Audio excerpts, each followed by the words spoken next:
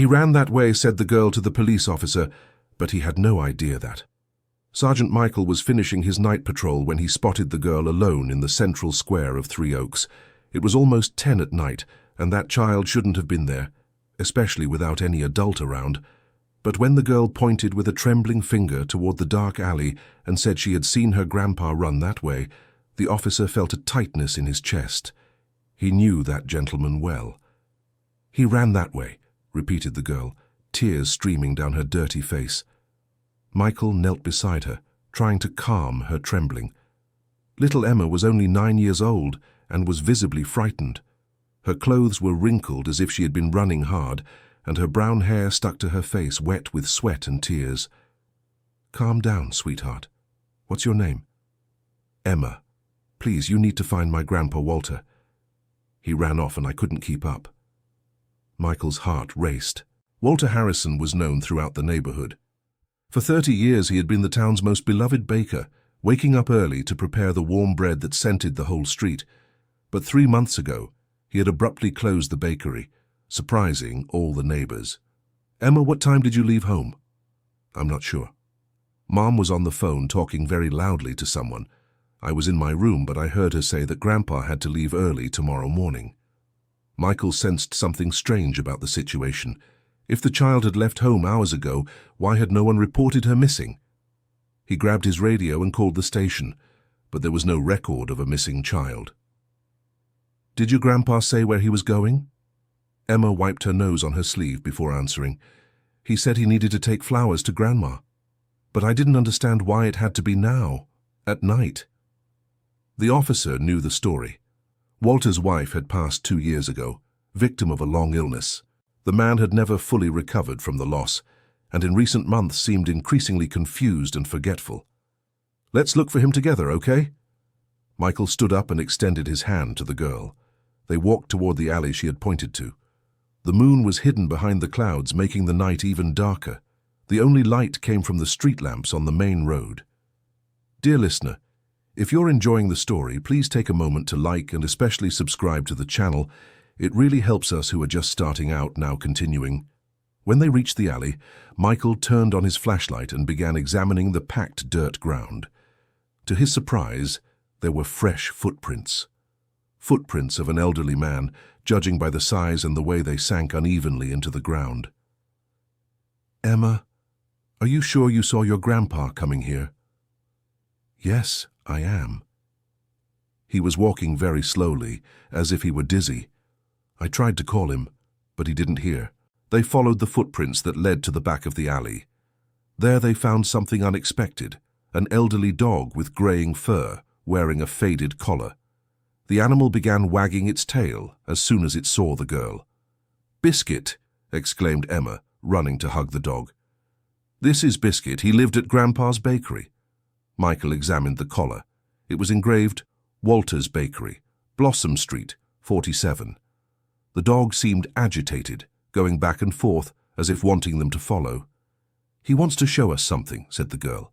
They followed the dog through several streets until they reached an old mansion that Michael recognized by sight. The house had been empty for months, with boards nailed over the windows, but the front door was slightly ajar. "Your grandpa might have gone in here," murmured Michael, speaking more to himself. He turned on the flashlight and entered cautiously, with Emma holding his hand. The living room floor was covered in dust, but there were signs that someone had been there recently. Dozens of old photographs were scattered across the floor. Emma let go of the officer's hand and ran to pick up one of the photos. "This is my grandma," she said, showing the picture of a smiling woman next to Walter, both much younger. Michael picked up other photographs. All showed happy family moments. Walter and his wife on their wedding day, at the bakery, at birthday parties. But in many of the photos there was a third person, a young woman Michael didn't recognize. "Who is this young lady appearing in the photos with your grandparents?" Emma examined the images carefully. "I don't know. I've never seen her before." Michael's radio began to crackle. It was dispatch informing that an elderly gentleman had been seen walking near the city cemetery, about 2 kilometers away. "Let's go, Emma. I think I know where your grandpa is. They left the abandoned house and got into the patrol car. The dog Biscuit followed them, running alongside the car. Arriving at the cemetery, Michael noticed that the main gate was locked with a padlock. "How strange," he murmured. "The gate has been locked for years due to a city hall order." But Emma pointed to a broken side fence. "Grandpa knows this entrance. He brought me here once to visit Grandma." They passed through the broken fence and entered the cemetery. The place was poorly maintained, with tall weeds growing between the graves. Michael lit the path with his flashlight as they searched for signs of Walter. It was then that Emma suddenly stopped. "Officer Uncle, I need to tell you something." "What is it, dear?" "I lied. I didn't see Grandpa run into the alley." Michael stopped and turned to her, surprised. "What do you mean?" "I ran away from home when I heard Mom talking on the phone. She said Grandpa was going to be admitted to a clinic far away early tomorrow morning, and that he couldn't say goodbye to me because it would make him too sad. So I went out to look for him." The officer felt a mixture of frustration and understanding. The girl was desperate to protect her grandfather, to the point of making up a story. "Emma, lying to the police is very serious, but I understand you were worried." "I'm sorry, Uncle. I just wanted to find him before they take him away. Grandpa is the person I love most in the world." At that moment they heard a noise coming from the direction of the oldest graves.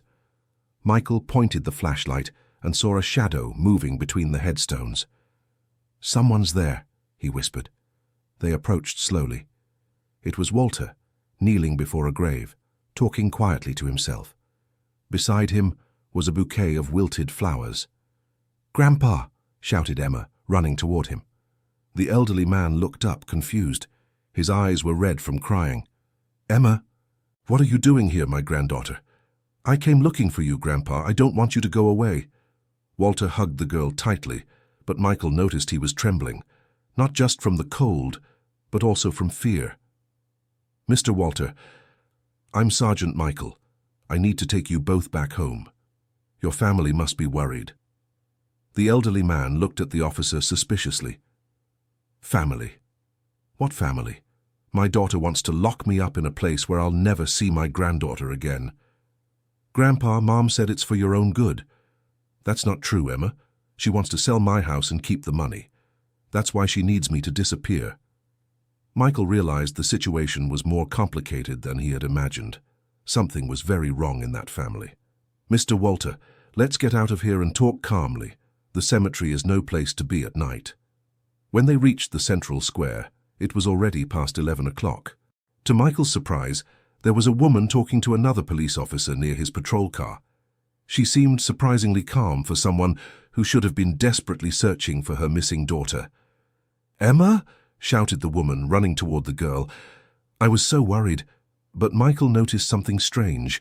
The woman didn't seem the least bit worried or relieved. In fact, she seemed irritated. "Sorry for the trouble, Sergeant," she said, trying to take Emma's hand. "My daughter left home without telling me." "Mum, please don't take Grandpa away," begged Emma, pulling away from her mother and clinging to Walter's arm. "Susan," said Walter, staring firmly at his daughter, "you will not put me in a home against my will."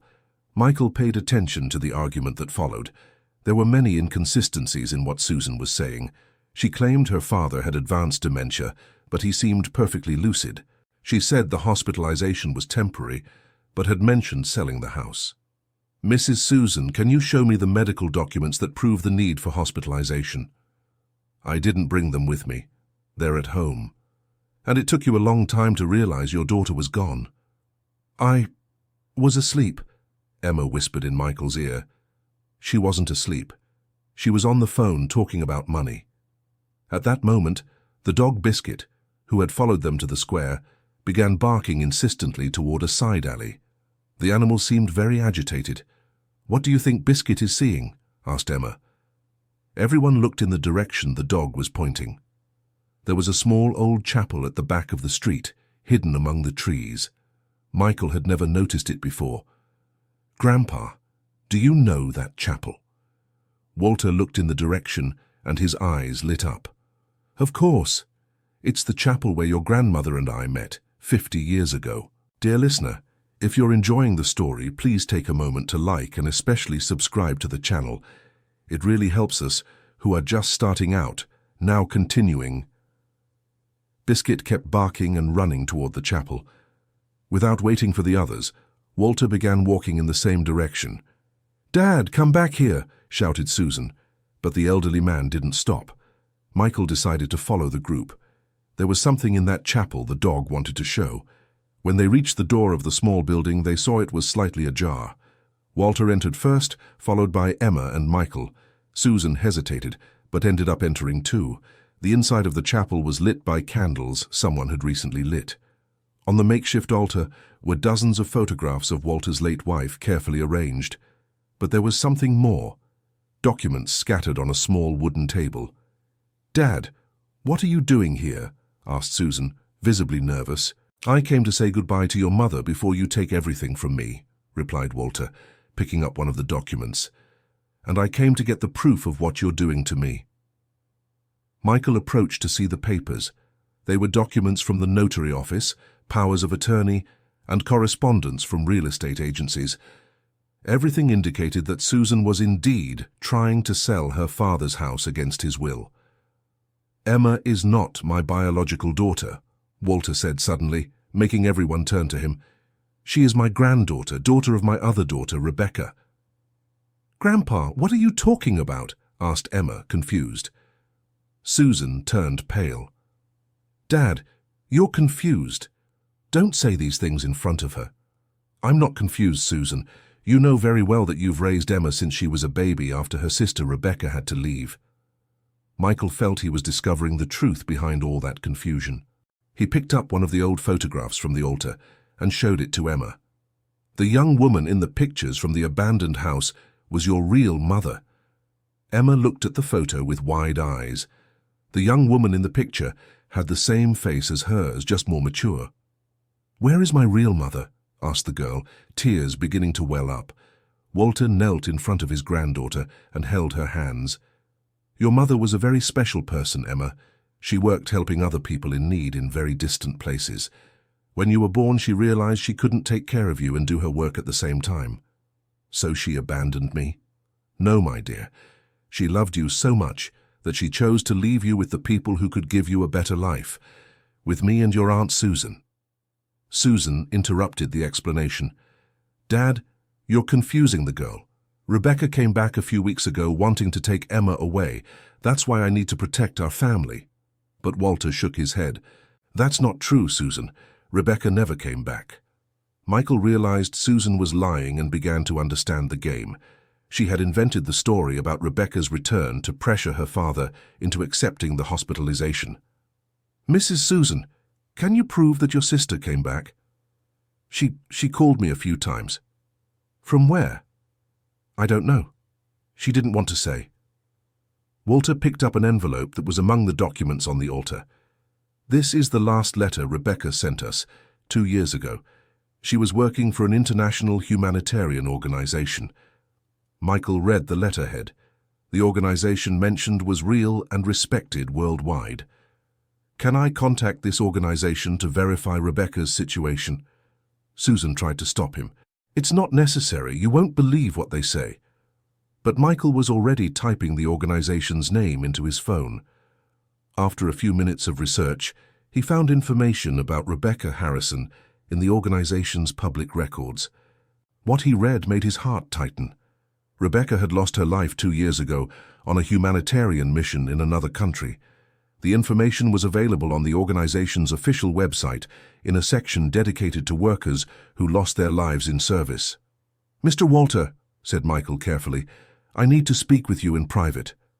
They stepped aside a bit. Michael showed the information on his phone to the elderly man, who read in silence. Tears began to stream down Walter's face. "I knew," he whispered. "Deep in my heart I knew something had happened to my Rebecca. She would never let so much time pass without getting in touch." "Why didn't you tell Emma?" "How could I tell a child that she lost her mother without even having the chance to know her? I preferred to let her believe she had a normal family." Michael returned to where Susan and Emma were waiting. "Mrs. Susan, I need to speak with you about your sister Rebecca." Susan looked nervously at Emma, and then at her father. Not here, not in front of her. "Mom, please tell me the truth," begged Emma. "Where is my real mother?" It was Walter who answered, kneeling again in front of his granddaughter. "Your mother was a heroine, Emma. She dedicated her entire life to helping people who were suffering in other countries. 2 years ago, she left permanently for a place where there is no more pain or suffering." The girl took a few seconds to process the information. "She died?" "Yes, my dear. But she died doing what she loved, saving lives." Emma began to cry, but they were different tears. No longer the despair of someone who was lost, but the sadness of someone who finally knew the truth. "Why did you never tell me?" "Because we wanted to protect you," said Susan, also emotional. "And because you've always been my daughter in my heart, even if not by blood." Michael realized there was one more piece missing in the puzzle. "Mrs. Susan, why did you make up that Rebecca had come back?" Susan hesitated before answering. "Because I was desperate. I have huge debts, and the only way to pay them off would be by selling my father's house. But he would never agree if I told him the truth. So you decided to have him committed. I thought it would be temporary, just until I sorted out the financial situation." Walter stood up and faced his daughter. "Susan, if you had money problems, you could have talked to me. We're family." "Dad, I didn't want you to know I'd made such terrible mistakes. And you thought destroying our family would be better?" Michael interrupted the discussion. "Folks, let's resolve this civilly. I need to better understand the family's legal situation." They returned to the patrol car and headed to the police station. During the drive, Emma remained silent, processing all the revelations. Biscuit followed them, running alongside the car the entire way. At the police station, Michael called a social worker to assess the situation. While they waited, Walter showed other documents proving he had had legal custody of Emma since she was a baby. "Rebecca made sure everything was official," he explained. "She wanted to be certain her daughter would be protected if anything happened to her." The social worker arrived and spoke separately with each family member. After 2 hours of assessment, she gave her opinion. "Mr. Walter, you are fully capable of continuing to care for Emma. There's no evidence of dementia or incapacity." "And what about Mrs. Susan's financial situation?" asked Michael. "We'll refer her to a financial counseling program and work on a solution that doesn't harm the family." Emma, who had remained quiet during the official conversations, finally spoke. "I want to stay with my grandpa, and I want Aunt Susan to still be my family too." "Even after everything she did?" asked the social worker. "She did wrong things, but I know it was because she was scared. Everyone makes mistakes sometimes." Michael was impressed by the girl's maturity. Even though she was so young, she could understand that people make bad choices when they're desperate. The social worker established a plan. Walter would maintain custody of Emma, Susan would receive psychological support and help to resolve her debts, and the entire family would undergo family therapy to rebuild trust. When they left the police station, dawn was breaking. Michael offered them a ride home, but Walter asked to stop first at the old bakery. "I want to show you something," he said. Arriving at the closed bakery, Walter took the key and opened the door. The smell of flour and yeast still scented the air, even after months of being closed. "Grandpa, why did you close the bakery?" "Because I thought I had no reason to continue. After your grandma passed and thinking I would lose you too, I gave up on everything." He took Emma to the back of the bakery, where there was a small room that served as an office. Behind a bookshelf stood an old safe. Walter opened the safe and took out a bundle of letters yellowed with time. "These are all the letters your mother Rebecca sent us during the years she worked helping other people." Emma carefully took the letters as if they were precious relics. "May I read them?" "Of course, my dear, they're rightfully yours." While Emma read the letters, Michael spoke with Walter about future plans. "Do you plan to reopen the bakery?" "I don't know yet. It would be very difficult alone." "What if you weren't alone?" Walter looked at Susan, who was helping Emma organize the letters in chronological order. "Susan always knew how to make bread as well as I did," he said. "When she was a child, she helped me every morning before school." Michael smiled. "Perhaps there was a solution that could help the whole family. Why don't you try working together? Mrs. Susan could help at the bakery and earn money honestly to pay off her debts. Susan looked up from the letters. "Dad, would you let me work with you?" "Only if you promise never to lie to me again." "I promise. And I also promise I'll go to therapy to learn how to better deal with problems." Emma, who had finished reading one of the letters, approached the adults. "Grandpa, my mum wrote here that her dream was for me to grow up in a family full of love and learn to do good for other people. And do you think you're managing to fulfill her dream?" "I think so. You both love me very much, even with all the problems that happened." Michael said goodbye to the family feeling fulfilled. Rarely did a case end so positively. As he was leaving, Biscuit came running and stood at the door of the bakery, as if protecting the place. "It seems like Biscuit wants to come back home," commented Emma. "Then this is where he'll stay," decided Walter. "A bakery isn't a bakery without a mascot." Dear listener, if you're enjoying the story, take a moment to like and especially subscribe to the channel. It really helps us who are just starting out. Now continuing.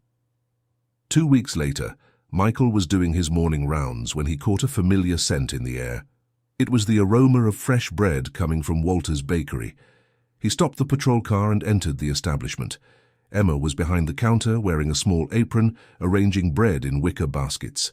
Susan was in the production area, her hands full of flour, while Walter supervised the oven. "Sergeant Michael," shouted Emma, running to greet him. "So glad you came to visit us. How are things here?" "Very well. Aunt Susan is learning to make the sweet bread that was Grandma's specialty, and I'm learning to serve the customers." Michael bought some bread and talked with Walter about how the family's readjustment was going. "It's been a slow process, but we're working things out," said the elderly man. "Susan is going to therapy twice a week and has already managed to renegotiate part of the debts." "And Emma, how is she handling everything?" "Better than I expected. She made an album with all of Rebecca's photos and letters. She says it makes her feel like her mom is always close by." At that moment, Susan approached them. "Sergeant, I wanted to thank you for being so patient with us that night. If it weren't for you, our family might have been destroyed forever. You're the ones who had the courage to face the truth and rebuild your bonds." "We still have a lot of work ahead," she admitted. "But for the first time in years, I feel like we're on the right path." Biscuit came running from the back of the bakery, carrying the morning newspaper in his mouth. He had become the official deliverer of local news to the customers. "He learned to do that all by himself," laughed Emma. "I think he wants to help with the family business." Michael started visiting the bakery regularly during his rounds. Gradually, it became a community gathering spot. People came not only to buy bread, but also to chat and get advice from Walter, who had become a sort of informal neighborhood counselor. 1 month after the reopening, Emma had an idea that would completely change the course of the business. "Grandpa, why don't we create a special little corner for children here at the bakery?" "What do you mean, dear?" "A place where mothers can leave their children to play while they shop, and I can tell them stories." Walter thought the idea was interesting, but Susan was the one who really embraced the project. "Emma, that's a brilliant idea. We can create a little reading nook and organize activities for children on weekends." From this conversation, the bakery began transforming into something much bigger than just a simple business. They set aside part of the space to create a small children's library with books donated by the community. Emma became the official storyteller. Every afternoon after school, she would sit among the children and narrate incredible adventures. Many of the stories spoke about different families, all united by love. "Children," she would tell her little audience, "a family doesn't need to be perfect to be special. What matters is that people love and care for each other, even when they make mistakes." Michael watched these scenes during his visits and was moved to see how that girl had transformed her own pain into wisdom to help other children. 6 months after the nighttime incident in the square, the bakery had become a true community center. Besides bread and sweets, they offered cooking classes for children, discussion groups for seniors, and a food distribution program for families in need. Susan had paid off all her debts and discovered a vocation she never knew she had: working with people.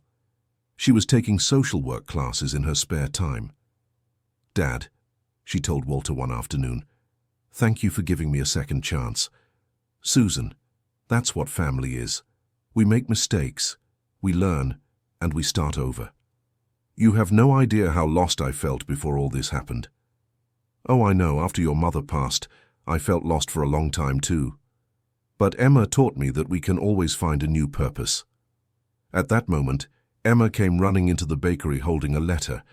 "Grandpa, Aunt Susan, look what came in the mail." It was an official letter from the humanitarian organization where Rebecca had worked.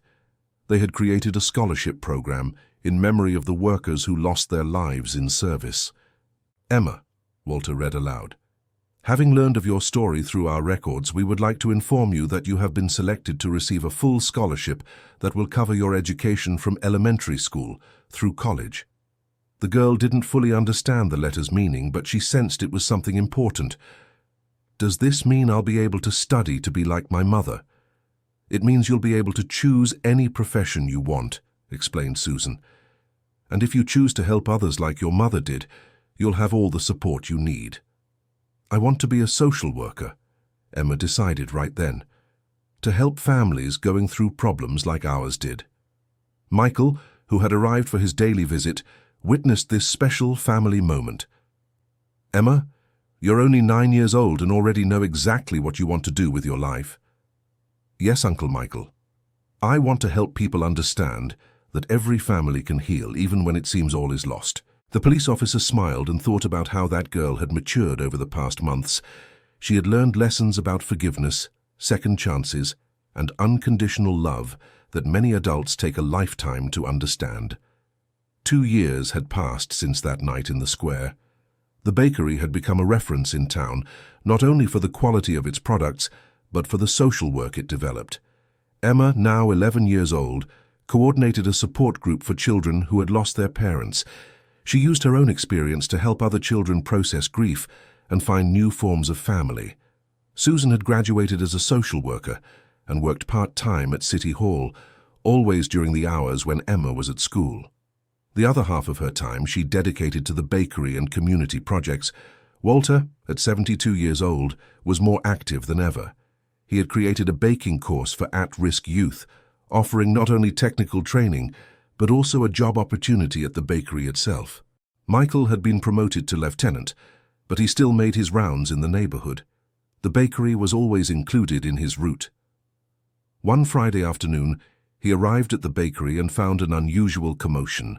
There were posters all over the place, announcing a celebration party. "What are you all celebrating?" he asked Emma. "Today marks exactly 2 years since you found us in the square," she replied. "We decided to celebrate the day our family truly reunited." The party was simple but very moving. All the neighbors were there, the children who visited the bakery's library, the seniors who took part in the discussion groups, and the young people learning baking from Walter. During the party, Emma asked to speak to everyone present. "Folks," she said, climbing onto a chair to be taller, "I want to tell you why today is a special day for my family." The crowd fell silent. 2 years ago, I was a scared little girl who didn't know her true story. My grandpa was lost in sadness, and my aunt was lost in her troubles. We were a broken family. She paused and looked at Walter and Susan. "But sometimes things have to break, so they can be fixed in a better way. Today we are a stronger, more united and happier family than we were before." Michael felt his eyes well up. That little girl had become a young, wise soul. "That's why," Emma continued, "I want to thank Uncle Michael for being patient with us, and thank all the people who helped us rebuild our family." The audience applauded emotionally. Walter approached his granddaughter and hugged her. "Emma, you are our greatest blessing. Your mom, Rebecca, would be so proud of the woman you're becoming." "Grandpa, I know she is proud. I feel it in my heart every day." After the party, when everyone had left, the family gathered in the bakery's kitchen for a more intimate conversation. "You know," Susan said, "sometimes I wonder what would have happened if Michael hadn't found us that night." "I'd probably be admitted somewhere far away," replied Walter. "And I'd be lost in other financial troubles," added Susan. "And I would never have discovered the truth about my mum," Emma finished. Michael, who had stayed to help clean up after the party, overheard the conversation. "Do you know what I've learned from this whole story?" he said. "What?" the three asked at the same time. "That sometimes people do the right things for the wrong reasons, and sometimes they do the wrong things for the right reasons. What matters is being willing to learn and start over." "What do you mean?" asked Emma. "Your aunt did wrong things, but out of love for you and desperation. Your grandpa hid the truth about your mom, but to protect you, and you lied to me, but to save your family." Emma thought for a moment. "So you're saying what matters isn't being perfect, but trying to do what's right even when we make mistakes?" "Exactly. And when we make mistakes, what matters is having the courage to own up to them and try to make things right." Susan was moved by the officer's words. "Michael, thank you for not giving up on us that night. Another officer might have just taken the case to the police station and been done with it." "No," he said. "I felt there was something deeper going on, and my instinct was right." That night, as Michael was heading home, he reflected on how a simple case of a lost child had turned into one of the most beautiful stories he had ever witnessed. He thought about how Emma had gone from a frightened little girl to a community leader, how Walter had emerged from depression and found a new purpose in life, how Susan had turned her mistakes into opportunities for growth. And he also thought about how that family had positively impacted the entire surrounding community. The bakery had become a symbol that it's possible to start over, no matter how complicated the situation might be. In the years that followed, Michael watched the family grow and evolve. Emma became a teenager engaged in social causes, always organizing campaigns to help other families in need. Susan specialized in family mediation and began working on cases similar to what her own family had experienced. She had discovered that her personal experience made her especially qualified to help others. Walter expanded the bakery and created a support network for elderly community members. He organized weekly gatherings where senior citizens could share experiences and feel useful by teaching their skills to younger people. The bakery had officially become a community center recognized by City Hall, receiving official support for its social projects. Michael was transferred to another police station but kept in touch with the family. On special occasions, he always received a handmade card from Emma, sharing news and thanking him for being the instrument that allowed them to reunite as a family. In one of these letters, when Emma was already 15 years old, she wrote something that deeply touched the police officer's heart. "Uncle Michael, today I understood something very important. You didn't save us that night in the square. You helped us save each other. The real salvation came from the love we discovered we had for one another, even when that love was hidden beneath lies, fears, and hopelessness. Thank you for believing our family was worth saving." Michael kept that letter in his wallet and carried it with him for many years. Whenever he faced difficult cases, he would reread Emma's words and remember that his job wasn't just about enforcing the law, but also about helping people find the best in themselves. The bakery family's story spread throughout the town and then throughout the region. They were invited to share their experience at conferences about family mediation and rebuilding emotional bonds.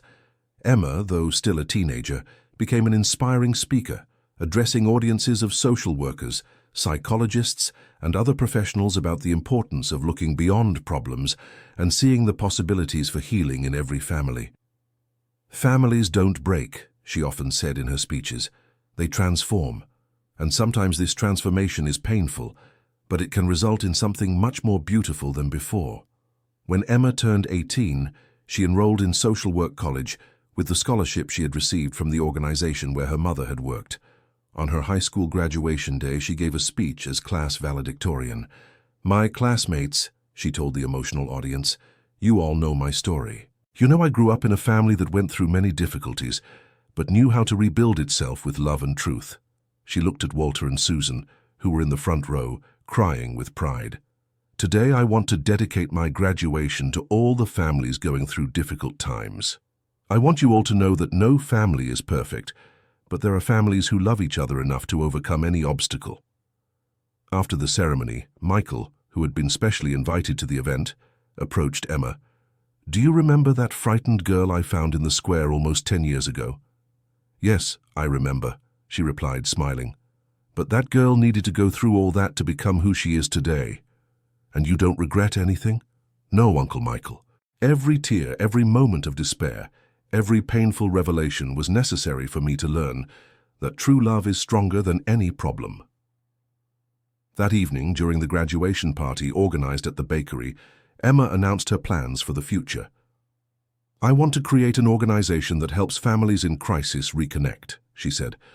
"I'll use everything I learned from my own family to help others." Walter, now 82 years old but still sharp and active, smiled proudly. "Your mother, Rebecca, would be very proud, my granddaughter.